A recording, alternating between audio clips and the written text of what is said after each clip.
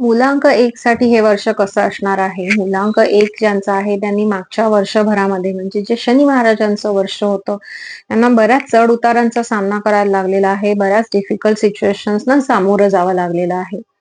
आता हे जे वर्ष आहे 2025 म्हणजेच 9 मंगळ, इथे होतीये राजा आणि सेनापती ह्यांची युती. 1 म्हणजे राजा आणि 9 म्हणजे मंगळ.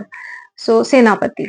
सो जेव्हा राजा आणि सेनापती यांची युती होतीये, तेव्हा ऑब्व्हियसली चांगलंच होणार आहे.